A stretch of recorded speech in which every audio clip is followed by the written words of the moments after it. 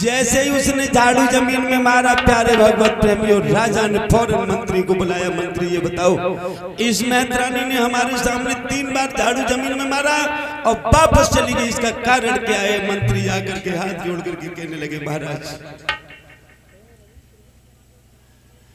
आपको पता होना चाहिए इसने क्यों झाड़ू जमीन में मारा है।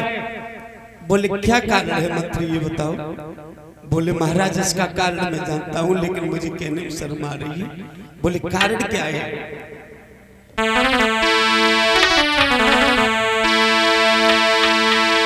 कि तेरे नाय भाई कोई संतान रे कैसे मिले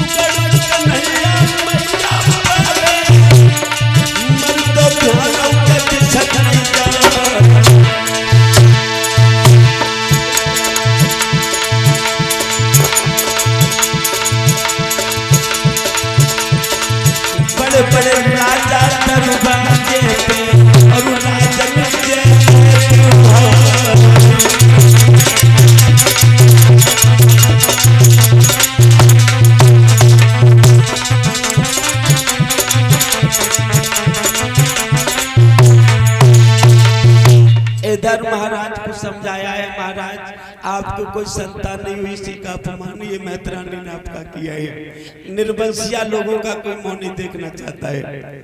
प्यारे भगवत प्रेमी उसी समय बोले महाराज आप पर कोई संतान है नहीं और निर्वंशिया जीवों का कोई मुंह नहीं देखना पसंद करता है सुबह सुबह, और आपको महाराज इसीलिए अपमान जो मेहतरानी ने करो है। राजा सोचने लगे मंत्री मैंने हमेशा सारी प्रजा को पुत्र के समान माना है, और अब तक तो मैं यही समझता था कि मेरे पुत्र नहीं, मेरी तो प्रजा ही पुत्र है, और सारी प्रजा को मैं पुत्र के समान मानता था। लेकिन आज मैं समझ गया हूं कि अपना पुत्र अपना ही होता है। बोलिए गोविंद भगवान की जय। इस संसारिक जीवन में अपना ही अपना होता है। कि आज मुझे महसूस हुआ है, आज मेरा बेटा होता तो उस तरीके से मेरा अपमान नहीं होता। और मैंने कितना लोगों से प्यार किया है, अयोध्या वासियों से, लेकिन आज एक महतरानी इस तरीके से और अपमान हमारा यदि कर सकती है तो भला और लोग जाने क्या क्या सोच रहे होंगे मेरे बारे में, जो मेरे पास मेरे पुत्र नहीं है। ए भगवान, राजा उत्तानपाद उसी समय एकदम देखा है, मन उदास हो गया राजा उत्तानपाद का। प्यारे भगवत प्रेमी, मंत्री को बुलाया, मंत्री का मंत्री, आज मेरा मन नहीं करता कि मैं आज दरबार में बैठूं। आज मैं दरबार में बैठना नहीं चाहता हूं, क्योंकि मुझे दिक्कत हो रही है।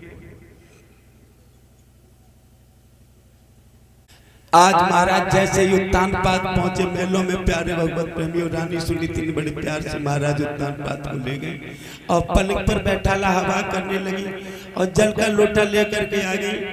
प्यारे भगवत प्रेमी, महाराज का मन उदास है। महाराज रोज की तरह प्रसन्न होकर के नहीं जा रहे, जैसे रोज की तरह जाते थे महलों में। एकदम रानी पूछने लगी है, महाराज क्या कारण हो गया पिया, आज आपका मन बड़ा उदास है, क्या कोई बात हो गई कचहरी में, दरबार में पिया, हमें बताने की बात कोशिश करो। एकदम राजा कहने लगे, कोई बात नहीं रानी। अरे सैया सुनो अरज हमारी,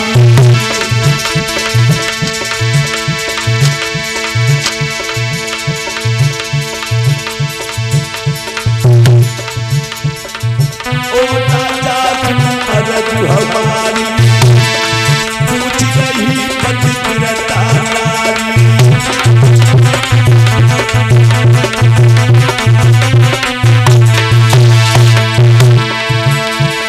सैया को लगी बीमारी,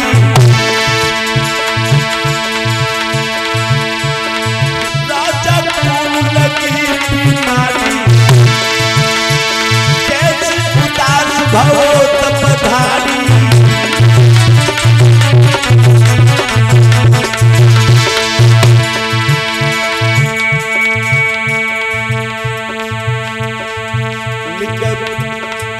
निकमो पोते समुझाई समुझाई हालत तेरी,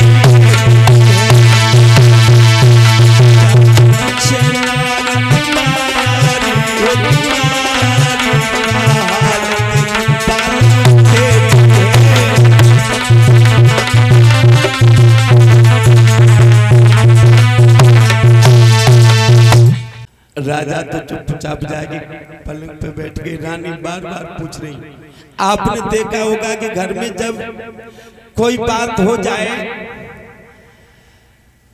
नई बात कोई हो जाए और घर में पत्नी न जान पाए तो समझो बहुत ही गड़बड़े। जब तक वो पूछ नहीं लेंगे तब तक चैन ही नहीं पड़ेगा। रानी समझ गई है प्यारे भगवत प्रेमियों, कारण कुछ है। ए भगवान समझ में नहीं आ रही है, बोलियो रहे नहीं, बताइयो कुछ रहे नहीं। फिर पानी लेके आई, पानी पिला महाराज, फिर हवा करने लगी, पूछने लगी। लेकिन राजा मन में उदास बैठे हुए बोले, क्या रानी से कहूं। आई फिर पास में बैठ के पिया, क्या कारण है, आज कोई बात तो जरूर हुई है।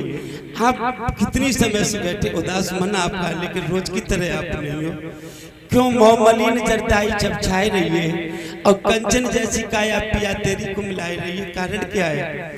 ए महाराज बदन पर रही उदासी छाए, और क्या है जो सस्पेंद रंग जो गालिब शब्द सुना पिया, क्या कारण है, मुझे ये बताने की जरूर कोशिश करो। राजा उत्तानपाद कहने लगे, रानी क्या बताऊं तुमको। बोले क्या बात है। बोले रानी मैंने सारा समय निकाल दिया अपना इस राज और काज में लगा रहा, सारी प्रजा की मैं जिम्मेदारी अपने ऊपर रखी मैंने, लेकिन ये प्रजा भी मेरे काम नहीं आई और ये धन दौलत भी मेरी किसी दिन काम नहीं आएगी और नाते रिश्तेदार भी कोई काम नहीं आएंगे और जिस दिन काम आएगा तो मेरा वो भगवान काम आएगा, उसका भी मैंने भजन नहीं कर पाया। इससे भला तो ये होता रानी कि अब मैं जंगल में भजन करने के लिए चला जाऊं। बोले पिया आप कह क्या रहे हो? बोले रानी मैं सच कह रहा हूं। बोले क्यों? आपकी एकदम ऐसी इच्छा क्यों जागृत हो रही है जो आप कह रहे हैं कि मैं भजन करने के लिए चला जाऊं? बोले रानी और क्या? देखिए प्यारे बाबा के बेटा बिन करती सुनी मेरी आज बेटा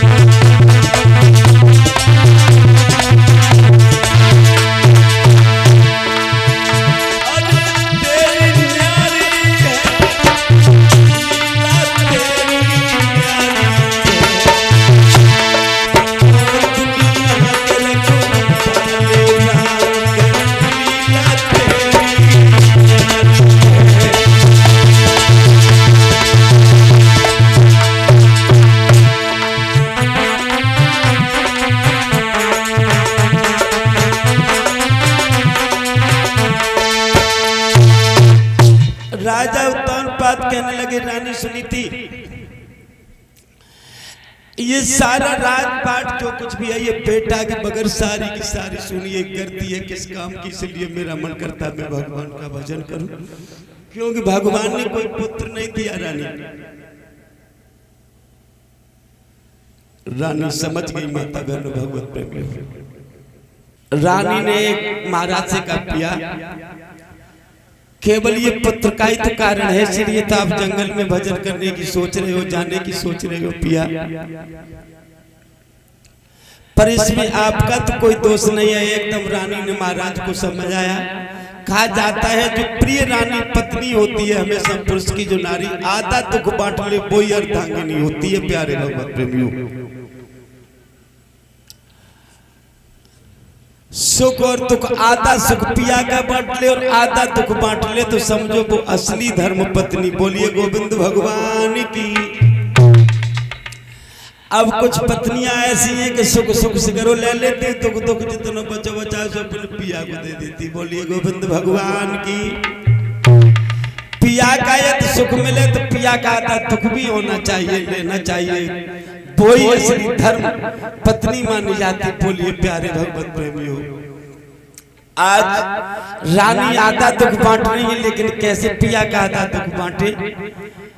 राजा उदास है तो सोचने लगी ये पिया आपकी इसमें क्या गलती है, पुत्र पैदा नहीं हुआ, पुत्र सारी कमी मेरे अंदर है और मैं एक ऐसी अभागिन नारी हूं जो मैंने एक पुत्र को जन्म नहीं दिया दे पाया।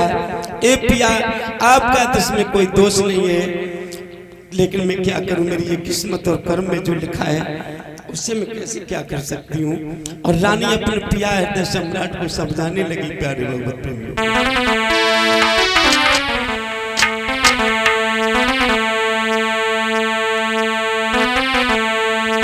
करम लिखी सोई होई कई रानी रोई बहे द्रग पानी। रो गई रानी भी अपने महाराज के सामने। प्यारे भगवत प्रेमियों, कि करम लिखी सोई होई कई रानी रोई बहे द्रग पानी, और मेरा भागिनी मेरी को कि कहे जा रानी।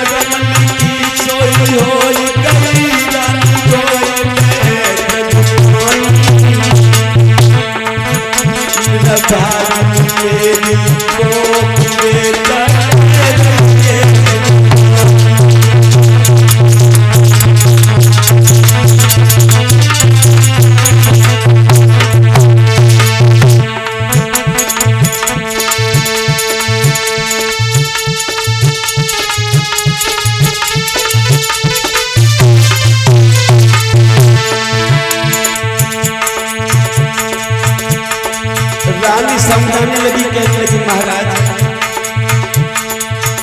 अरे नदिया होती फुल बनवाती समुद्र पेरी आठो जाने, और बचरा हो तो पैर थकाती पेरी ना तो जाए, और पीतल होती पैर थकाती को कितने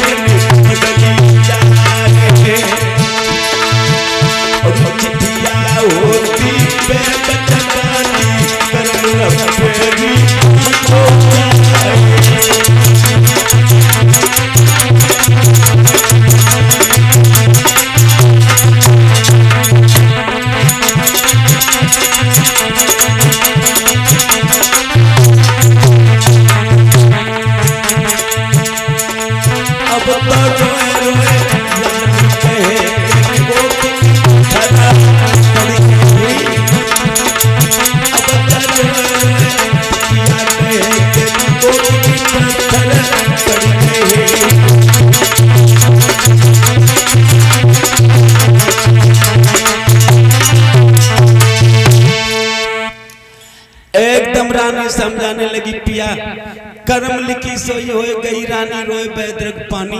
अच्छा निर्भागिन मेरी कोख कहे हो रानी। कहने लगी महाराज आपका तो कोई दोष नहीं है, दोस्त तो जो पेरेंट कोख का जो बच्चे को जन्म न दे पाया। अभागिन नारी नहीं हूँ जो आज एक मैत्रानी और मेरे पिया का अपमान करके कचहरी से चली गई है। प्यारे भगवत एकदम रानी। कहा जाता है कि नारी को यदि कोई बात बुरी लग जाए तो तब तक उसे बुरी लगती है जब तक वो बात उसकी पूरी नहीं हो जाती। बोलिए गोविंद भगवान की जय हो। रानी ने सोच लिया कि मैं अपने पिया के कलंक को जब तक माथे से नहीं मिट दूंगी निर्वंशिया का, तब तक से मेरा नाम सुनीति नहीं है। बोलिए गोविंद भगवान की जय। आज रानी अंदर गई, लेकिन प्यारे भगवत प्रेमियों अंदर जाकर के रानी चुपचाप जाकर के खूब रो लिया। रोती रही अंदर रानी, रोती रही फिर बाहर आई। और रानी जैसी बाहर आई प्यारे भगवत प्रेमियों कहने लगी, मुस्कुराने लगी, देखो ऐसी पत्नी होनी चाहिए कि अपना दुख दूसरे को नहीं देना चाहिए। और रानी अंदर खूब रोली, अंदर कमरे में फिर बाहर आई मुस्कुराती हुई रानी राजा के पास आई और कहने लगी, पिया आपको मैं बताऊं एक अकल है, बहुत सुंदर अकल है, घर में बेटा खेलेगा, बहुत सुंदर एक अकल है महाराज। मेरा एक बात आप मान लीजिए और सुंदर बेटा होगा घर में। राजा कहने लगे, रानी कौन सी ऐसी बात है तुम्हारी जो मान ली जाए?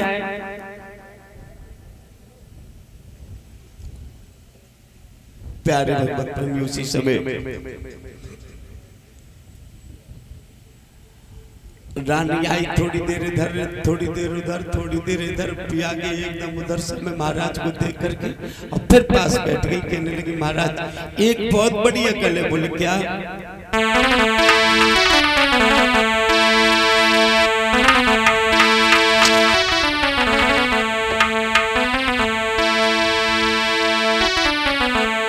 ओ राजा सुनो अरज हमारी,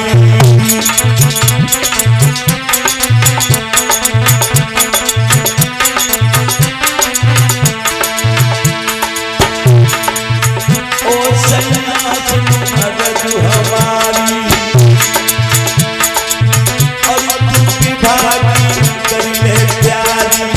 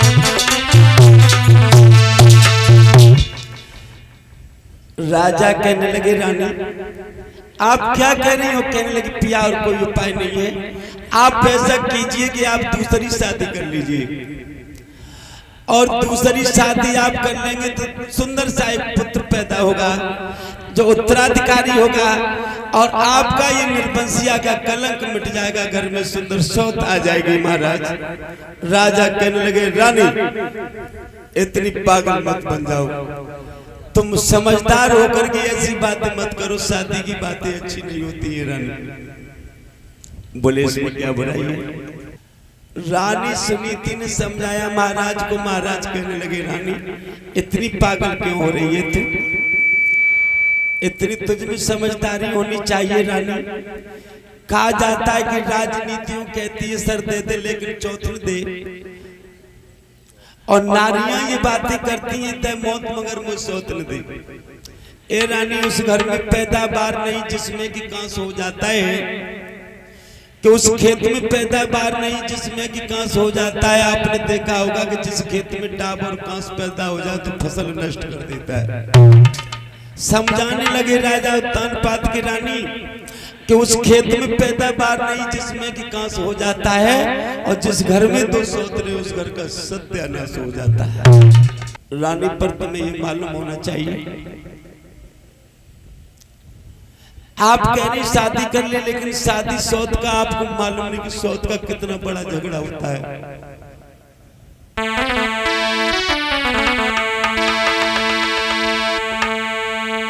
सौत चून की पूरी चेर की छुरी मान ले प्यारी, और तो आबत दिए निकारी रे कर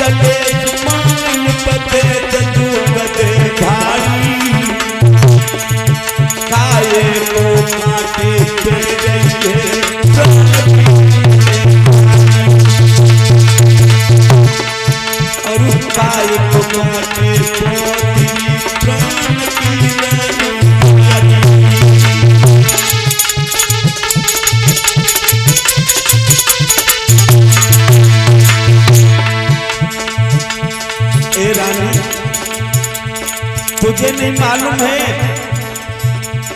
अरे जब वेद पुराण लगाई, वेद और पुराणों में भी यही लिखा है रानी।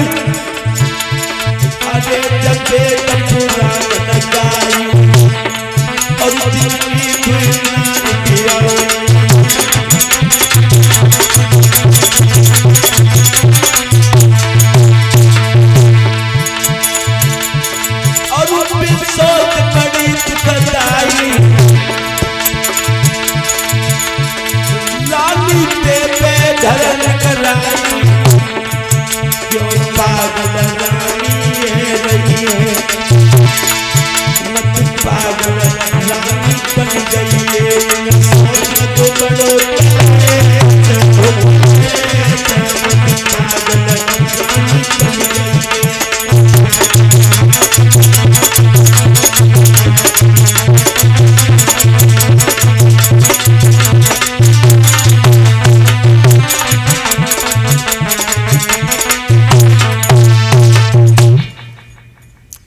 राजा समझाने लगे रानी तुम इतनी पागल मत बन जाओ, सौत चून की बुरी जहर की छुरी मान ले प्यारी, और तो आवत निकार करे तेरी ख्वारी, तो होए कलेश माने उपदेश दुख दे भारी, और काय को कांटे बहुत प्राण की प्यारी। अरे रानी अरे जब वेद पुराणन गाई, अरे जिनने दुनार भी आई बेसौत बड़ी दुखदाई, रानी देवे देश कढ़ाई देश से ही बर्बाद हो जाओगी, तुम्हें घर से निकाल दिया जाएगा। रानी कहने लगी पिया, वो लोग मूर्ख होते हैं जो ऐसा करते हैं। मेरी सौत आंगन में आ जाएगी, मुझे क्या करना, उसको मैं पटरानी बना दूंगी और दासी का काम भी करती रहूंगी। मुझे एक पुत्र की जरूरत है पिया। तुम कह रही झगड़ा करेगी, क्यों करेगी झगड़ा? कि काये को करेगी रारी रहुता बेतार बनू गोबर हारी। पिया में गोबर भी डालती रहूंगी, क्यों झगड़ा करेगी? सारा काम में करती रहूंगी, सारी उसकी टैल बजाती रहूंगी, झगड़ा क्यों करेगी? महलों में वो रहेगी, बाहर का काम में करूंगी, क्यों झगड़ा करेगी? और बात रही मैं गोबर भी डालती रहूंगी, लेकिन मैं उससे झगड़ा नहीं करूंगी। आप शादी कर लीजिए। कि काये को करेगी रारी रमुता बेतार बनू गोबर हारी। और इतने पे झगड़ा हो बे बालम करियो न्यारी। समझाने लगी क्रांति, इतने पे झगड़ा हो बे सैया करियो न्यारी।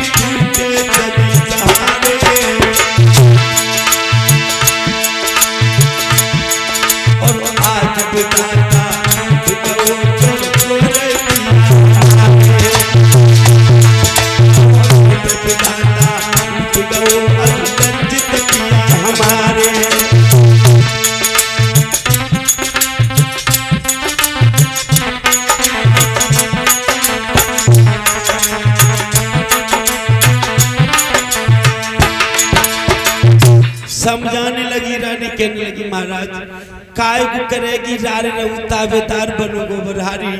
और इतना पे झगड़ा हो तो करियो न्यारी न्यारी। पिया अलग कर देना, पर आप शादी कर लीजिए महाराज।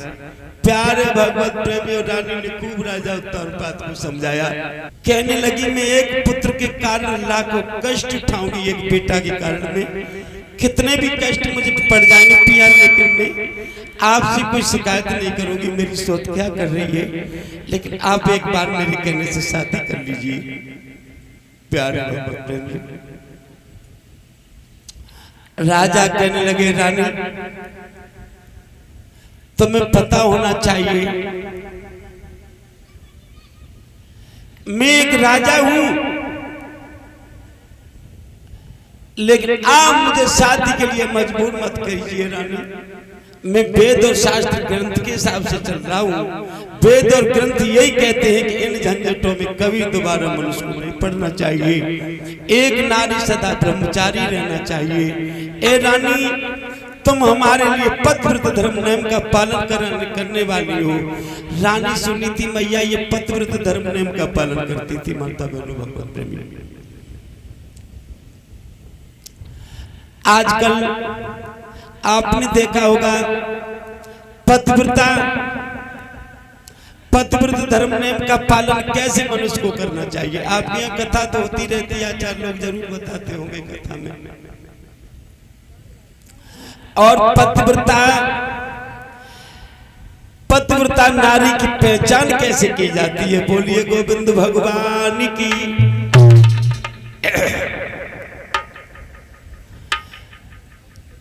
पहले हमारी सतियां बहुत हुई, बहुत देवियां हुई देश हिंदुस्तान में, बड़ी बड़ी पतिव्रताएं हुई। और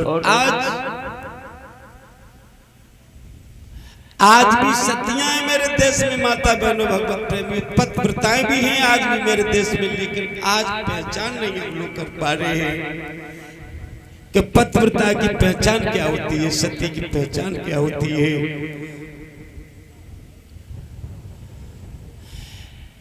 आप लोग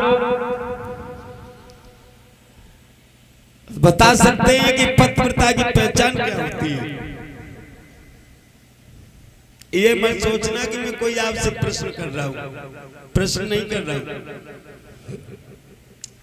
पतिव्रता की पहचान कैसे की जाती है माता बहनों भगवत प्रेमियों, और वो पतिव्रता कैसी होती है?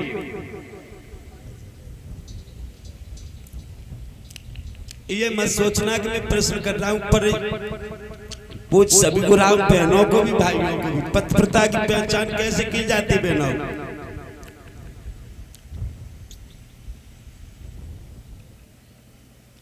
कोई ये कहे कि पतिव्रता नहीं, पतिव्रताएं हैं,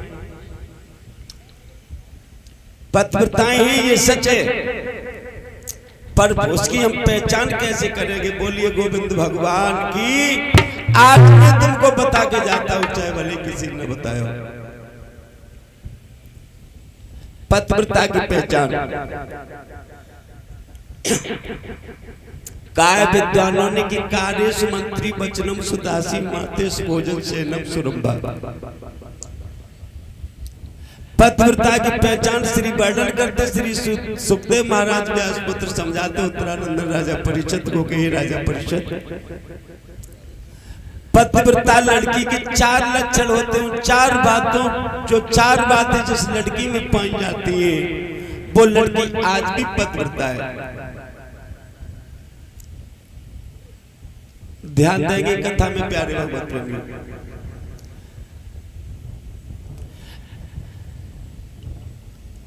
माता बहने बड़े गौर से सुने, पतिव्रता की क्या पहचान होती है? बुराई तो कतई नहीं किसी की कभी नहीं करी मैंने। जब लड़की की शादी हो जाती है, शादी पतिव्रता की पहचान बता रहे हैं आप लोगों को। जब लड़की की शादी हो जाती, लड़की ससुराल के लिए जाती है, और जब लड़की ससुराल के लिए जाती है बहू बनकर के, जब ससुराल में पहुंच जाती है बेटी, तो सबसे पहले लिखा हुआ है श्लोक में कार्येषु मंत्री। लड़की जब ससुराल में जाती है, कार्येषु मंत्री, कार्य ऐसे करे जैसे मंत्री की तरह, जैसे घर के सब लोग राजा हैं और हम मंत्री बनकर के। राजा की आवाज आई, मंत्री जी हाजिर, जी सरकार, हजूर आ गया, मालिक आ गया। इसी तरीके से घर में यदि कोई आवाज सास ससुर या जेठ या जेठानी या पति या देवर या दौरानी कोई भी आवाज देती है, दीदी बहू, एकदम आवाज आती है, हम मम्मी पापा भैया। कार्येषु मंत्री, कार्य जब करे तो मंत्री की तरह पहले बार जब बेटी आती है घर में, तो सबसे पहले यदि ससुराल से किसी ने आवाज तुम्हें बुला, नाम लेकर के तुरंत आवाज दो और तुरंत भाग करके उस जगह पर जो लड़की जाती है, चाहे ससुर हो या सास हो या जेठ जेठानी, मम्मी पापा, और आवाज आई तुरंत फौरन उसी शब्द पर यदि बेटी पहुंच जाती है, तो समझो ये बहू में एक लक्षण पतिव्रता का है। क्योंकि जैसे राजा टेरता है तो मंत्री तुरंत राजा के पास पहुंच जाता है, और ऐसा ही ध्यान यदि बेटी अपने ससुराल में रखती है तो समझो उस लड़की में एक पतिव्रता का लक्षण है। बोलिए गोविंद भगवान की। दूसरा लक्षण पहचान का पतिव्रता का, कार्येषु मंत्री वचनम सुदासी। लड़की ससुराल में जब बहू बन करके चली जा रही है तो वचनों का ऐसे पालन अपने बुजुर्गों का करना चाहिए। जेठ या जेठानी, सास या ससुर, देवर जेठ, कोई भी परिवार में कुछ लड़कियां ऐसी होती किसी को छोटा बड़ा नहीं मानती, वो अपना काम अच्छा करती, जितना जेठ को मानती उतना देवर दौरानी को भी प्यार करती है। अच्छी लड़कियां प्यारे भक्तों, बचनम सुदासी, जैसे दासी जब घर में बड़ा कोई बात करता है, सास है, जेठानी, जेठ, सास है, तो उस समय दासी की तरह खड़ा हो जाना चाहिए। जैसे दासी खड़ी हो जाती है, रानी बुलाती है तो सारी बात को सुनती है, हाँ ठीक है, ठीक है, बढ़िया है, समझा रहे हैं, हाँ ठीक है। ऐसी ये तो उस लड़की में आदत है और सारे परिवार की बात को बड़ा ध्यान से सुनती है, तो समझो उस लड़की में दूसरा पतिव्रता का लक्षण है। बोलिए गोविंद भगवान की। बचनम सुदासी, मातेश भोजन, तीसरा लक्षण लड़की में यदि पाया जाता मातेश भोजन, जैसे माँ अपने पुत्र को भोजन कराती है और ऐसे ही माँ जब पुत्र को भोजन कराती है और इसी तरीके से पत्नी को भी अपने पिया को भोजन कराना चाहिए। मातेश भोजन, भोजन कराते समय पत्नी नहीं माँ बन करके भोजन कराना चाहिए। आपने देखा होगा छोटा बच्चा खेलने के लिए चला जाए, उसे ध्यान ही नहीं कि मुझे दूध पीना का, रोटी खानी, क्या खाना, माँ जाती है भगवान कब कब भूखो है, जाना कहाँ खेल में लगो, अब गई पकड़ो तो पीट दे, चल जल्दी घर पर चल, कब को भूखो, खाना खिलाया, दूध पिलाया। इसी तरीके से मातेश भोजन, कितना बच्चे पे प्यार जबरदस्ती करते हैं, इसी तरीके से अपने पिया को भी भोजन जो पत्नी कराती है, तो समझो तीसरा लक्षण उस लड़की में पतिव्रता का है। मातेश भोजन, भोजन बड़े प्यार से अपने पिया को कराती, परिवार वालों को कराती, तो समझो तीसरा लक्षण उस लड़की में पतिव्रता का है। सेनम सुरंभा, यदि सैन कक्ष में लड़की जाती है और लड़की श्रृंगार करती है, तो लड़की को तब तक श्रृंगार अच्छा लगता है जब तक उसका पति हस्बैंड उसके घर में है। बोलिए गोविंद भगवान की। और यदि पति घर में नहीं है तो ज्यादा व्यर्थ का बेटी को श्रृंगार नहीं करना चाहिए। बोलिए गोविंद भगवान की जय। और जब नजर पड़े उस श्रृंगार पर तो उसके पिया की नजर पड़े। शयन कक्ष में जाती है लड़की, श्रृंगार करे तो अपने पिया के नाम का श्रृंगार करती है, तो समझो उस लड़की में चौथा पतिव्रता का लक्षण है। बोलिए गोविंद भगवान की। अब ऐसी लड़कियां बहुत देखी हैं, शादी हो जाती, समझदार बेटियां ससुराल में जाती हैं, मम्मी पापा सारे परिवार को चला रही, बड़े प्रेम से रह रही है, तो समझो यही लड़कियां तो पतिव्रता हैं। और कौन पतिव्रता है? पतिव्रता की क्या पहचान? यही पहचान है कि जितना प्यार अपने पीहर में जो बेटियां, माता बहनों, भगवत प्रेमी, एक चीज और आपने देखी होगी, पहले की जो बेटियां थी तो कहा कि सखीरी में तो तीनों ही कुल जा रही, भजन चला था कि मैं तो तीनों ही कुल जा रही। तो पहले की जो बेटियां थी वो तीन कुल देखती थी। बोलिए गोविंद भगवान की। तीन कुल। तीन कुल कौन कौन? पापा मम्मी सास ससुर, दो कुल हो गए, तीसरा परम पिता का। तीन घर बेटियां देखती थी पहले भगवत प्रेमियों। उसके बाद कुछ लड़कियां परमपिता को भूलने लगी, लेकिन दो कुल देखने लगी, पीहर का और ससुराल का। पीहर को भी चाहती हैं और अपनी ससुराल को भी चाहती हैं। तो ये हो गई दो कुल की बेटियां। लेकिन अब जमाना ऐसा आ गया है कि अब बेटी केवल एक ही कुल को चाह रही है सबसे ज्यादा, वो अपने पीहर को, मम्मी और पापा को। बोलिए गोविंद भगवान की जय हो। ससुराल में जा रही है, पता ही नहीं पड़ा कब पुलिस दरवाजे पे आ गई। 112 नंबर। तुम नहीं फोन करोगी, मायके तो फोन पहुंच जाएगा, पीहर से चला जाएगा। जो लड़कियां केवल अपने पीहर को मानती हैं, ससुराल को नहीं मानती, ज्यादातर ये देखा है। कथा में मैं क्या कह रहा हूँ, हर जगह की बात है। अब लड़कियां केवल एक कुल पे आधारित हो गई है, वो पीहर पर, ससुराल पर बहुत कम ध्यान बेटियां दे रही हैं। ये बहुत गलत बात है। बोलिए गोविंद भगवान की। अब केवल एक कुल रह गया है और कई कई ऐसी बेटियां उस माता पिता के कुल को भी भूलती चली जा रही। और औरैया जिला में एक लड़की ने सारे भाइयों को और मम्मी पापा को जहर दे दिया था। सेपई इटावा तो भेज दे, सेपई में इलाज चला था उनका, पूरा भी 1 ही वर्ष हुई होगी, इस बात को ज्यादा टाइम नहीं हुआ।